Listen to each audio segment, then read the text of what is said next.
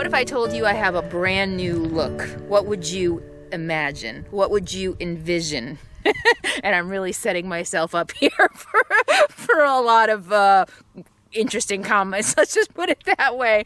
But what if I told you I had a brand new look and today I'm going to reveal it? Is that something that you might be interested in? Before I do though, let me clear a few things up. No, it's not me that got the makeover. And again, I'm really setting myself up here. But it's the channel. Our channel, my channel, has a new look. And I'm really excited to reveal that for you at the end. But before I do, I feel like I need to set the stage. And also, this kind of is in conjunction with my 3-year anniversary of being a full-time RVer. I want to talk about why I live in an RV. And you're going to hear some things, if you've been with me a while, you're going to hear some things that you've probably heard before. But I have a lot of new subscribers, so I want to talk a little bit about that. But even if you have heard it before, I'm going to talk about some things here that I've never talked about before in my reasons for being a full-time RVer. And I've got a lot to cover here, kind of personal story stuff and kind of bigger picture society and things like that. So I think that those of you who follow me for the real deal, I think you're really going to enjoy this video. And make sure you stay tuned to the end for the big reveal of our brand new look. Friendlies, I'm Carolyn and welcome back to my RV life. And I guess there is a little bit of a change here. Yeah, I hacked my bangs. For those of you who might have noticed, I cut my bangs and I kind of hacked them. But anyway, that's not what this is about. So why did I decide to move into an RV? And why do I decide to live the way I live, traveling from public lands and BLM and national forest to national forest? Well, as some of you know who've been with me since the beginning, and probably my very first video, I talked about how I think from like my early life, maybe even in my genes, I don't know, but I went to 13 different elementary schools. We moved constantly. And so at a very young age, I got very used to being uprooted all the time. I got very used to change and having to adapt. And, you know, also because of some of the other things about my childhood that many of you now know, all the abuse and the neglect and all the other things that I went through, was like born with survival skills. So I thrive out here. And I really do think that a lot of the things that I have been through and a lot of the adversity and a lot of the challenges that I have overcome in my life really make me thrive out here. I really feel like I have thrived out here. I mean, those of you who've been with me a while know that you know, it hasn't been easy. I've dealt with a lot of breakdowns, a lot of mechanical issues, and then most recently, of course, the passing of my beloved Capone. It's not been easy out here. I mean, RV life isn't easy. It's just life on wheels. And in many ways it can be a lot more challenging because all the things that can go wrong with an RV. So I really do think I was like predispositioned, you know, or predestined to live a nomadic life. You know, and I've said before that even when I was 17 years old, my fantasy was just to dump in my old Nova and wait tables as I worked my way across the country for gas money. And I think about it now, it probably would have ended up like some bad Lifetime movie, right? But that's really, I dreamed about that. I fantasized about that. But instead, I felt that I had to prove something. I felt that I needed to run away from my past. I needed to run away from who I was. I didn't realize it at the time, but really what I felt is I needed to be a success. I needed to be, I needed to have the things my parents never had: an education, a house, a career, and maybe stability. I think that a part of me thought I wanted stability, and so those are the things that I chased through my whole life. Instead of following my fantasy when I was 17, 18 years old, I did what I thought I was supposed to do, and I went to college and got the career and got the house and all of those things that we as Americans are told that we're supposed to want, right? I mean, that's success. And you think about, like, I guess it's the Puritan work ethic, right? You're supposed to work really hard. You're supposed to climb the corporate ladder or whatever ladder, and you're supposed to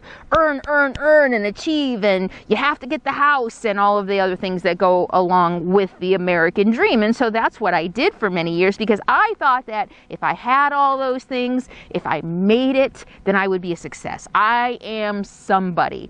And so I spent my adult life chasing those things. Interestingly enough, also, I was a very high functioning alcoholic and drug addict for a little while until I wasn't. I chased the American dream and all that I thought I wanted. As someone who was raised poor by a single mom who worked constantly in an effort to try to put a roof over our head and food on the table. I think I learned really young how hard life is if you're poor, and maybe that was also part of the reason I felt like I wanted to be different. I didn't want to ever have to be poor. I think like in middle school and high school, we went shopping. I didn't wear the cool clothes. I didn't wear the cool sneakers. We went shopping for some of my school clothes at Goodwill or the cheap stores. And it really wasn't until I started working when I was 14 that I started being able to buy the things that all the other kids were wearing, you know, and I thought, oh, if I wear the Nikes, if I wear the Levi's, they won't tease me anymore. They won't bully me anymore. They did. Oh, look it. She's got Levi's. She's big now. And, you know, so the desire to have things started very early on for me because I didn't have a lot of things. I didn't have what everybody else had. And so the desire, and I think a lot of us have that. I mean, we're kind of indoctrinated from birth, right? To obsessed with stuff, right? Consumerism. I mean, that's what capitalism is all about, right? Buying the latest and greatest new things, buying what everybody else is wearing and keeping up with the Joneses. And there's no time in life that is more acute and more important than in high school. And that was certainly my experience in high school. And so I think I learned very young how difficult life is if you're poor. And yeah, you know, we had our moments of government cheese and peanut butter and handouts from social service organizations who saw that that my mom was struggling. I remember the first time I think in high school, we got free lunch in high school, and you know, my mom applied for that, and I guess the school had a program. They recognized that we were low income. And so they gave us, like, I don't know, $100 gift certificate for groceries at Christmas time. And I remember just being so mad about that. And they called, I think, on the phone, and I took the call, and I was like, we're not taking that. And my mom was like hell we're not. And I'm like, we don't need their handouts. You know, I mean, I was a proud teenager, and, you know, despite everything else, and she was like, no, we're taking it, we need it. And I remember going to the grocery store with that $100 gift certificate, and it felt like Christmas. We were able to go through the aisles and buy anything we wanted, and it really did feel like Christmas Day. I mean, that was definitely a treat for us, and it was something that we didn't have to look at prices. We could just buy whatever we wanted. So I did learn really early on that it's hard if you're poor. And so fast forward, you know, I worked 2 jobs to put myself through college. I still came out of college with a lot of student debt, and then I started a career, and I wanted a house. I just wanted a house. I'd never lived in a house. My parents never owned a house. We lived in trailers and apartments, and, you know, we moved all the time. I thought I wanted that security. You know, I got married, we bought a house, and I remember just feeling like stuck. I remember like this longing, walking past like apartment buildings and feeling like this longing for the transiency, I think, of living in an apartment. Here I was stuck in a 30-year mortgage.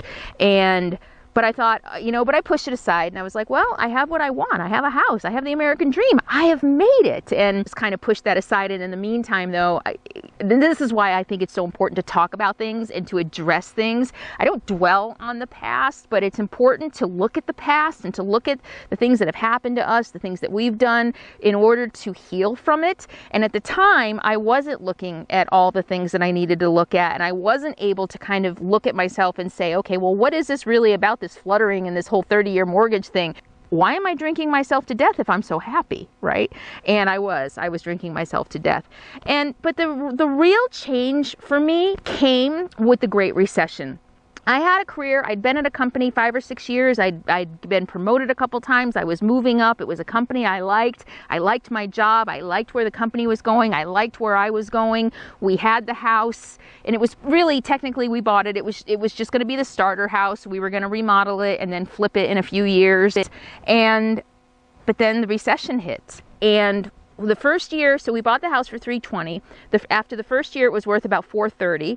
And I did the math. Before I bought the house, I did the math. I knew we were in a bubble. You know, I'm not stupid. I knew we were in a bubble, and I did the math when I bought the house. And I looked at the growth rates of real estate in the area, and I said, okay, if If the real estate market continues to grow the way it has been, my little house at 320, which was very much a starter house, it needed to be gutted and remodeled, very much a starter house outside the San Francisco Bay Area. I did the math and I said, okay, if the bubble continues the way it's going, this house in 3 years is going to be worth over $1 million. And I knew that was ridiculous. I was like, there is no way that's going to happen. It's going to level out eventually. I expected a leveling out. I did not expect it to crash. I mean, who loses money in real estate, right? And my ex-husband, it was the second time losing money in real estate. Great Recession just, for a lot of us, really changed everything. And this is where I'm going to tell you a story I've never told you before. And all of a sudden, our 320,000, after 320 going up to 430 or whatever it was, and then within two and a half years, the Great Recession hit, and it was down below 200,000. And eventually, the bank sold it after we moved out. I think it was empty for 6 months or a year. The bank eventually ended up selling it for $140,000. And I lost my job. I made it through 3 rounds of layoffs. They did the best they could, but the company, of course, like a lot of companies, were really struggling. You know, I'm kind of I'm interested in finance and how it works, and was really like wanting to be a responsible American. And so I had credit. I had a lot of credit. I used it the way I'm supposed to use it. And we were overextended, except for the money we were making, we weren't. We were able to make our payments, but we had nothing in savings. But didn't have any problems making the credit card payments that I had, making the mortgage, making the 2 car payments that we had. We were making enough money to do that until I lost my job. And what happened when the Great Recession hit is, let's say I had 5 credit cards with $100,000 in credit. And my balances, debt to credit ratio, was about 50% or lower. It was like 40 to 50%. I wasn't maxed out by any means on any of my credit cards. Well, what happened is, after Freddie Mac or whatever, after Merrill Lynch, whatever, after they all bombed, the banks freaked out and they pulled available credit. They pulled all of my overnight. My debt to credit ratio went from 50% to 100%. So overnight, I was maxed out on all my credit cards. And what do you think that did to my credit rating? Yeah. So all of a sudden, I saw my good credit rating plummet through no fault of my own. Nothing that I did. And I'm not playing the victim here. I know a lot of people think just because of some of my beliefs that I play victim. That's not playing a victim. That's the reality. Nothing. I was playing their game the way I was supposed to play it. Get credit. Use credit, because you want a high credit score, because having a high FICO score means that you are a responsible American, and it opens doors to you to get mortgages and to get cars and to get more credit cards, and that's what it really means to be a success in America, a high FICO score, right? That really was another, and I've had little bits and pieces here all through my life, because I've struggled, with working 2 jobs to go through college. I mean, I'd been pretty poor most of my life, right? Up until recently, when we were both doing well and we had the house and we really felt like we were doing well and we were earning really good money, but still living paycheck to paycheck because of the debt. And and it's different times in my life, I realized how rigged the system is against the average person. Think about it, okay? You get a credit card. They give them to you, if your credit is decent. Here, have a credit card. Here, have a credit card. I don't know what the percentage is of Americans who actually then end up using the credit cards, not for vacations and expensive spa days, but to pay their electric bill, to buy groceries. And then when they can't make the minimum payment, they jack up the interest rate, they pile on late charges, and it just seems to me like I'm poor, I can't make the minimum payment, and so what are you going to do? You're going to put more penalties on me, make me owe more money, and it just becomes this snowball effect of just making the poor even poorer. And getting deeper and deeper, digging holes deeper and deeper into holes that you're just never going to get out of. And I started seeing, it feels like injustice. And I know people are probably going to argue with me and say that, it's not, that I'm not being responsible for my own actions and things like that. But you also can't deny the influences and the factors in our society that send us these messages and tell us you need a good FICO score, so get a credit card. But when you use that credit card, and heaven forbid you lose your job and you can't make the payment, then all of a sudden you're penalized to a point of getting in a hole that you're never going to get out of. When 80% of Americans are in debt, and 70% of Americans say that that debt is a necessity to their daily life, you can't deny that there are powers bigger than each of our own individual choices and each of our own individual capabilities of managing that.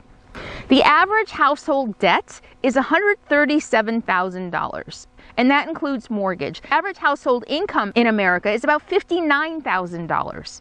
So there's a disparity there. There's something going on. And I don't think that it's fair to just say it's personal responsibility. How are you going to save money when you're earning $10 an hour? 43% of Americans are poor or below the poverty line. And a quarter of Americans are earning less than $10 an hour. And that means they are below the federal poverty line. A quarter, 25% of Americans make less than $10 an hour. And the top 10% of our society makes 9 times what the bottom 90% make. And even if you're making $10 an hour, if you've got a decent FICO score, they're going to give you a credit card, and you're going to be tempted to use that credit card to buy food for the kids, to buy diapers, to pay the electric bill, to keep the electricity on. And so can you see how it then snowballs, and it just feels like the whole system is just rigged against you unless you're rich, right? I mean, if you're rich and you miss a credit card payment, the $35 is nothing. Or even if they raise the interest rate, that's nothing.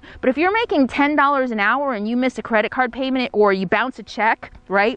And you keep bouncing checks because you're trying to float between, I don't want to be late here and I don't want to be late here, so I'll float a check and, keep my fingers crossed. Been there, done that. Keep my fingers crossed that it won't clear before I get paid. It's this big game that we have to play, and it is a much higher priced game if you're poor, if you're making $10 an hour, than if you're making millions of dollars or hundreds of thousands of dollars a year. And that is why I think the system is rigged. A lot of people still want to believe that the American dream is alive and well, and if you pull yourself up by your bootstraps, it's not that easy for everybody. So the Great Recession really made me realize how little control I have. At that point, I really felt like I had no control over my life. I played their game, I did what they told me to do, and overnight, because of the greed of big business and banks, it was ripped out from underneath. The whole rug, my whole world was ripped out from underneath me. No fault of my own. No fault of my own. And you can disagree with me. You can call me a victim. You can say, the thousands or millions of people whose houses were all of a sudden underwater overnight, and many of those people who relied on those houses for sources of income and second mortgages and things like that, it just completely wiped out the lower and middle class, a lot of us. And just another wake-up call about how rigged the system is against the average American. Really, the average American. I mean, if 43% of Americans are living at or below the poverty level, then the average American is poor, and the system is rigged against the average American. And I think we can all agree, I don't care what end of the spectrum you're on politically now, whether you're on the left or you're on the right, I think we can all agree that the greed of the system and that big business is not benefiting any of us. And the Great Recession really, I think, planted the seed for me, another seed. It was kind of like another straw in the camel's back, I guess, and realizing, and at that point I said, I don't want to play this game anymore. I'm not going to play this game anymore. And actually, interestingly enough, right before the Great Recession hit, I had worked out a plan. I had a budget. I put it on the refrigerator to be completely debt-free, I think within 5 to 7 years, including paying off the mortgage, including paying off the cars, including paying off all the credit card bills. I had a dream then about owning like a B&B on a nice piece of property up in the forest or something like that. And I did. I worked out a plan for us to be debt-free within 7 years. And that was like really putting, I don't know, like 80% of our income toward our debt rather than, continuing to spend. And then I lost my job and that went in the toilet. But that was just another reason for me to say, society just doesn't feel like it's fitting me. This isn't working for me. Some good things came out of that. I became self-employed. I started my own business, which really opened up a whole new world and a whole new way of living and being and earning to me, which allows me to do what I'm doing today. And through being self-employed, I started to really embrace some freedom. I I could make my own schedule. I mean, yeah, I worked 50, 60 hours a week, but I worked whatever 50 or 60 hours a week I wanted. And eventually, once my business took off and became stable, I was able to travel like I'd always wanted to do. My first trip was to Europe for 3.5 weeks, and then I did a hike for 30 days, and then I went to Greece for 2.5 weeks. And the more I went out and started doing the things that I love to do, and I was doing a lot of backpacking, a lot of camping and weekend trips and things like that, and the more I did that, the more I'd come home, especially after being gone for 30 days and living out of a backpack. I lived out of a 60-liter backpack for 30 days, 40 pounds on my back. And there was a moment where I was sitting in Tuolumne Meadows and this giant bus of an RV went by, and I was just like, they need that to go on vacation. You know, one of those 200, 300,000 like buses. I was like, they need that to go on vacation. And I looked down at my backpack and I was like, and I've lived off this for 30 days. And it really just got me thinking about the excesses of American life, thinking that that's what we need. That's what we need to go on vacation. I don't know. It just seemed a little ridiculous to me in the moment. It still kind of does. I'm not dissing anyone who lives that way. It's totally your choice. It's just not the life for me anymore. And partly, you know, and the reason I say that is because I chased that and I felt like I got burned.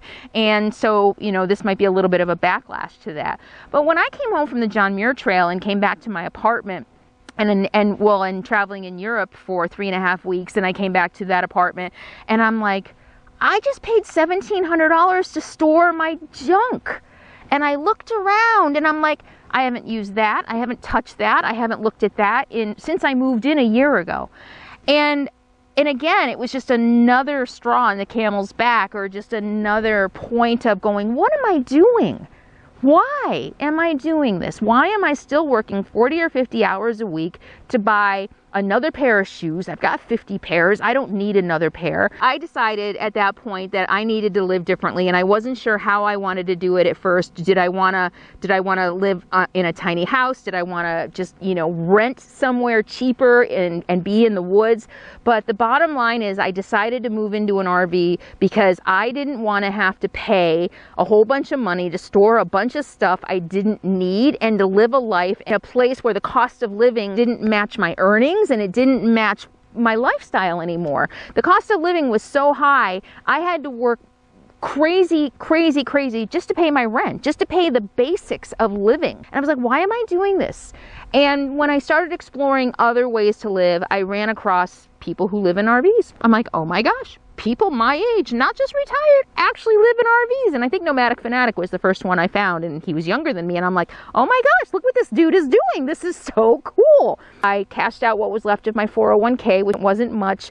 I could own my own house, and I could live with very low overhead, which meant I wouldn't have to work as much. That was, in theory, that was supposed to be how it was supposed to go. It didn't quite go that way because I started a new business. Here we are. But that's okay. I'm doing what I love. So I moved into an RV so that I could travel more. If I want to go to Europe for 30 days, instead of paying $1,700 to store my stuff, I can put my RV in storage for less than $100. If I want to go hiking for 30 days or 60 days or 6 months, I can, same thing, I can put my RV in storage. If I want to travel the world indefinitely, I don't have to, everything I own is in that, you know, so I just put it in storage and it's still there when I get back, and I'm only paying less than $100 while I'm gone to store it, which made a lot more sense to me. I saw a quote recently, I posted it on Facebook. The quote is, how did you free yourself? And the answer is, by embracing my own power. And that's how I feel about my life. I freed myself by embracing my own power to be able to make a living without having to rely on an employer. I make my own rules now. And yeah, I didn't escape the rat race quite as much as I think I thought I would, because I am very much on YouTube and I'm still relying on ad revenue. And I came out here to live authentically. I came out here to be my own boss, to claim my own power. And so I'm really loving the choices, the power that I now have in my life. I have claimed my power to earn how I want to earn, to live where I want to live. I don't buy a bunch of stuff anymore, and I can travel whenever, however long, wherever I want. I am as free as a bird, literally, and especially now, unfortunately, since my puppy passed, I am free to do whatever I want. And with that freedom, I'm going to be going in some new directions in my life and in my channel. And I'm really curious now. We'll take this time. Let's do a poll. Up here, I'm going to do a poll. How many of you would be willing to go anywhere with me, do anything with me? It doesn't necessarily have to be, you know, traveling the US in an RV, but you want to go with me wherever I go. You want to see the things I see. Take the poll and let me know if that is you, or are you just here for RV stuff? You just want to see the United States or whatever. You just want to see my RV travels and that's it. You don't want to see world travel. You don't want to see hikes. You don't want to see anything else that's going on in my life. You just want to see RV. Take the poll up there and let me know, because I'm really curious about what your answer is going to be, although I think I already know because I've done a couple of polls on the community tab and on Patreon. All right, and so that brings me to our new look. I have a new logo, and I purposely waited to do a logo. I mean, as a marketer, you know, logo should have been one of the first things that I did, but I purposely waited because I knew Capone wasn't going to be with me forever. And any logo that I did the first few years would have had to have Capone in it. And I knew that once he passed, then in a way the logo would become irrelevant, right? I mean, if I had a logo with me and a dog and people were just new to my channel, they would expect a dog and there wouldn't be a dog, and so that wouldn't be true to my brand. And while Capone is always going to be with me, he's always going to be with us, he's always going to be a part of this journey, I thought it would be wise to just wait to do a logo. And so now I have a new logo that encompasses everything that my channel is and will be in the future. Here it is. You're going to notice some really interesting elements in there, and I wanted to launch this now, 2 weeks before I make the big announcement about what my next chapter is going to be, what my next adventure is going to be. I'm going to be announcing that 2 weeks from tonight, so be sure to stay tuned for that. In addition to the new logo, I've got new headers that look like this. And so just know that over the next week or so, I'm going to be changing the headers on all of my social media platforms. I'm going to be changing on Facebook, on YouTube here, of course, and you will start seeing our new look. It's not mine, this is our channel. That's how I look at it. And this is it. This is our new look, and you're going to find out which of these elements are applicable to the next adventure that is coming up in my life, in our life, because I'm going to be taking you with me. All right, I hope you found that interesting, informative, relatable. That's really what I strive for most, is just to be relatable. The Great Recession hit millions of people, so I know I'm not alone in some of my struggles and in really where it led me, and it led me out here. So you know, all in all, I can't say that it was a bad thing at all. Maybe if the Great Recession hadn't happened, who knows where I would be today. And like I said in my last video, I am exactly where I want to be right now. I'm happy, I'm content, and life is really good. We have a new feature on Patreon, which I'm really excited about. I launched it, a soft launch this week on social media. It is a real personal video from me when you join Patreon. That's right, it's really cool. It's like this integration they did with a company called Bonjoro. So when you join Patreon, from now on, you're gonna get a personalized video from me just for you. And I've enjoyed making them. I've made about 6 so far this week, and it's really kind of fun just to make a personal hello, welcome video for new patrons. So if you want to get a personalized message from me, a personalized welcome, be sure to check out Patreon up here. I'm going to put a link, and I hope to see you there. It's a really great community and a lot of fun and a lot more stuff there that the general public has never seen. There's over 300 videos there. A lot of it is stuff that the public has never seen. Thank you all so much for being here. Stay tuned for the big announcement 2 weeks from tonight. I'm going to be doing a premiere, and I can't wait to share our next adventure with you. Hey, thanks for being here. I'll see you soon. In the meantime, be happy, be free, and be kind. Mwah. I'll see you soon.